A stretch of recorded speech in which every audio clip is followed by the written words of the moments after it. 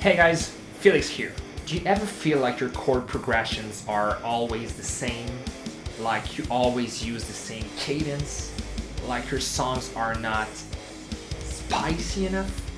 Well, you're in luck because today we'll take a look at what the hell is modal interchange.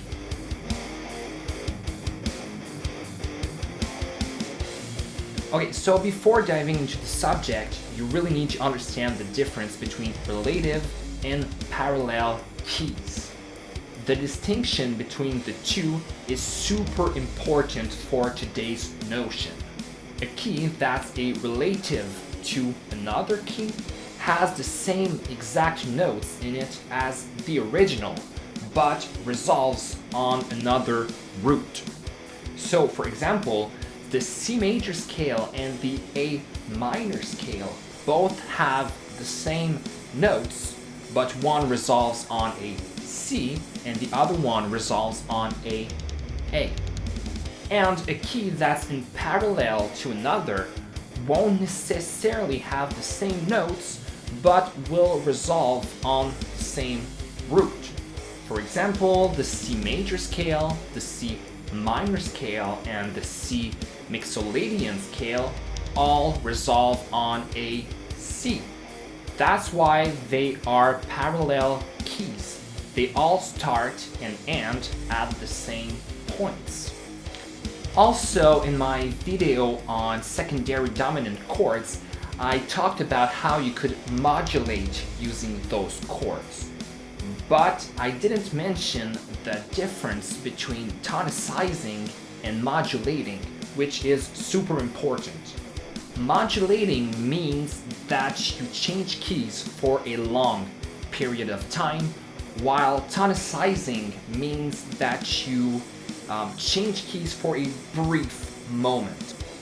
So technically, tonicizing means that you borrow a chord from a different scale for a brief moment, but then you go back to your original scale.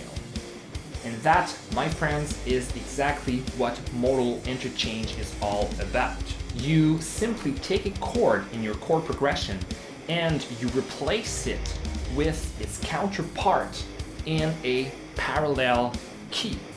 What this means is that if, for example, I'm playing in a C major scale, I could change my 4 chord, which is a F major chord, to its counterpart in the C minor scale, which is a F minor chord. That chord is not in the C major scale, but we're borrowing it from the C minor scale. Let's see how this sounds. I will play a chord progression in the key of G major with a borrowed chord from the key of G minor. This chord will be the 4 chord. So I will play G major, B major, C major, then C minor. So we will go straight from our major 4 chord to our minor 4 chord from the parallel minor scale.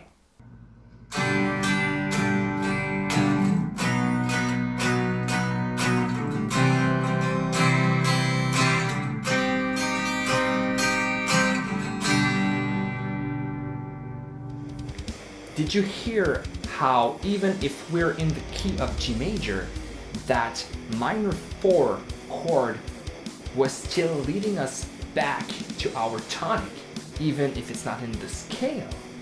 So why is that? Well, let's see what notes are contained in the C minor chord and the G major chord. In the C minor chord, we have C, E flat, and G. So we're introducing the E flat note that's not in the G major scale. And in our G major chord, we have G, B, and D. So that new E flat note serves as a leading tone because it's a half step lower than our D note. So that chord really wants to bring us back to our tonic, even if it comes from another key. Are there any examples of this in popular music? We can actually find a lot of examples. The chord progression I just used comes actually from Creep by Radiohead. Modal Interchange, mostly from minor to major or vice versa, is so popular in Western harmony that we don't even hear it like it's weird anymore. You can borrow chords from any of the different modes of your scale. You don't necessarily always have to use major and minor. The only thing is you have to make sure that you're still resolving to your root, to your tonic.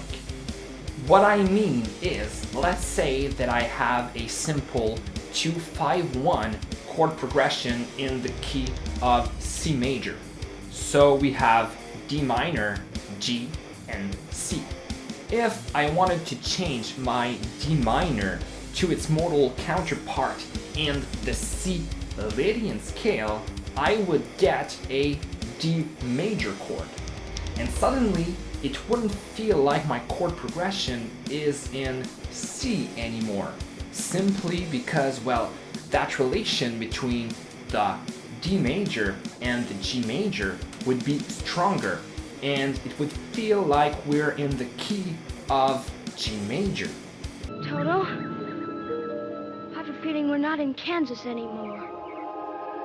And that is simply because I would have that 5-to-1 relation between my D major and my G major, which is the authentic cadence, and that is the strongest cadence. So I would lose that C major feeling in my chord progression. So yeah, you must make sure that even if you're borrowing chords, you still feel like you're in the home key. We can apply this knowledge especially to composing metal music. However, it's a little harder to do. In fact, because we use mostly power chords, which are only the root and the fifth of our scale, we don't have that third that tells us if we're in major or minor. So if we only play major chord when switching from a major 4 chord to a minor 4 chord, it will just sound like we played 2 times the same chord. To resolve this problem, you could simply play double stops instead of power chords. Double stops means that you play your root and your third instead of your fifth. So you would really have that feeling of major and minor. Or you could stick to your power chords, but you could imply the change of harmony with your melody.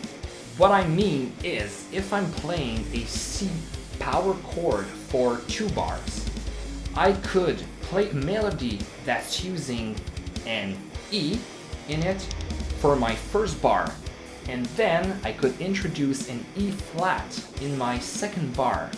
So I would imply a change between a C major chord to a C minor chord. I feel like this is the most interesting way to use it because you can feel the difference, but you still have that chugging sound of power chords. Hey guys, so that was it for today. If you have any questions for me, feel free to tell me in the comments below. As always, don't forget to downpick as hard as you can on those like and subscribe buttons. It really means the world to me. I'll see you guys soon, and in the meantime, as always, stay awesome.